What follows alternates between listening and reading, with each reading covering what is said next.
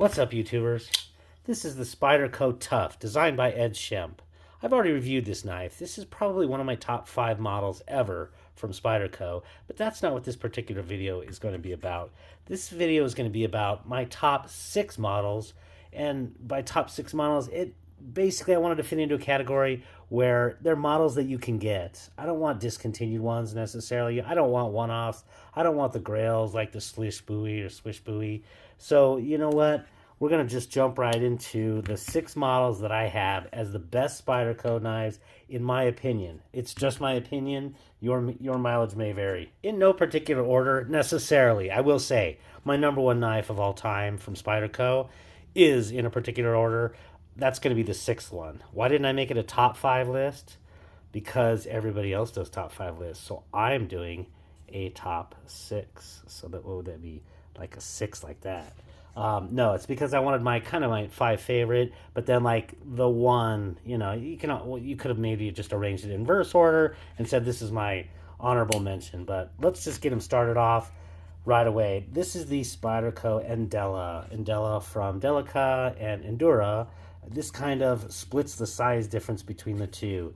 What I really like about this knife, and I have done a full review, is it has full steel liners in there. Specifically, I do love the Wharncliffe blade. Spyderco does a lot of Wharncliffe blades, but this for me is probably the best one, I think. Just kind of overall, not overly expensive, easily ascertainable. This particular one is in K390 steel. Its alternate choice was going to be the Spyderco Stretch. Really like that knife, used it a lot. Very thin, but it's kind of ugly. And also, there's no Wharncliffe blade for that. There is their kind of more modern, cut clip point blade, so to speak, or a strange leaf point. But there is no Wharncliffe blade. So you know what? I had to get a Wharncliffe in there. Spyderco makes a lot of them. This, I think, is probably really one of your best bang for bucks. Really like the Spyderco Endela. The one that started it all for me. This is the Paramilitary 3 or PM3. I don't even know if they call it the Paramilitary 3. It's just the PM3, but we all know it's the Paramilitary 3. I got this knife about 8-9 years ago, soon after it came out, and this thing is an absolute guillotine drop. The only thing maintenance I've ever had to do on this knife is just a small adjustment of the pivot. It's been perfectly centered. There we go. Let's see if we can see that. Yeah, it's perfectly centered. The action is ridiculous. The G10 is worn down from use in my pants. It does come with a ridiculous pocket clip, but pretty much every PM3 you have to replace that anyway. This is one that I got off of Etsy a long time ago, and it is truly a classic, the PM3. The Sage 5 Lightweight. This, to me, and really, I didn't get this one until I watched Metal Complexes, maybe perhaps, I think it's the greatest overall EDC knife of all time. This is probably it. You consider price, you consider capabilities. Again, this one has full steel liners in there. It's lightweight. Their injection molded plastic has this, I forget what it's called, lava pattern. I forget what it is, but this bi-directional, has super grip, fidgety, great S30V heat treat, a good grind, thin, slicey, under 3 inches. This probably is, I think it's under 3 inches, yeah. This probably is the greatest EDC knife, possibly all time, certainly, of one that's just available all the time. So, for me, it's really undeniable. It's great. This is really probably the best expression as just a base knife, not kind of one of the high-end ones from the Taichung, Taiwan factory from Spyderco. And yeah, the Sage 5, specifically lightweight with the compression lock. This is the Spyderco Karapara, designed by Australian Alastair Phillips. This, to me, it's another Taichung, Taiwan. Again, I think probably some of their most exacting specifications in terms of their manufacturing. And this one really, for me, highlights everything that's good about Spyderco. They engaged basically an independent designer, so it wasn't just Sal and Eric Lester. No, they do a bad job. They're some of the greatest knife designers ever, but you get kind of a different flair. This particular knife, I have not yet done a full review on this because I haven't done a full and proper carry, but this knife has kind of an elevated lift so that you can use it for food prep. So it's unusual as a pocket knife for that. It has contoured carbon fiber, probably the best treatment of carbon fiber of any knife from Spyderco. It has a cool flare, kind of like I think the Karapara is the name of a poisonous spider in Australia, and it has a red thing on its belly, kind of like I don't know what's that one, a black widow in the USA. It's maybe like that. It's a thin, slicey blade, very fidgety, good action, perfectly centered in the compression lock, light, deep carry pocket clip. This is, like I said, probably for me, the perfect expression of everything that Spyderco does well. And it's absolutely in my top five. Actually, has always been since I've handled this one. It's like, yep. It's one of the reasons I haven't done a full carry on it yet, is because I really want to be able to scrutinize it. I really can't find a flaw in this one so far. There's not many knives that I haven't been able to find a flaw. I've even found two flaws, at least in kind of my book, of the Conigarius. And this one, can't find one yet.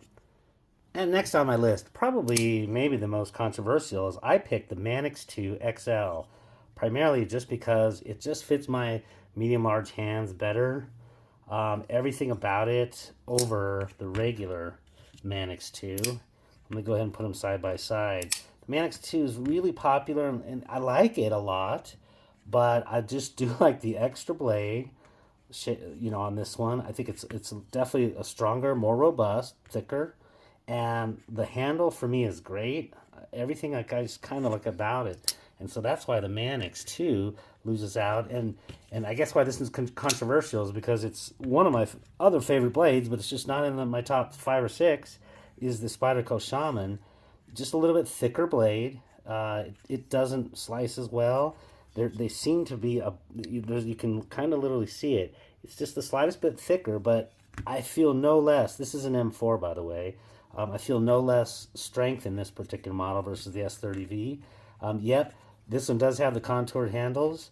This one does not, but I literally sat there and carved on wood with the Manix 2 XL for over an hour.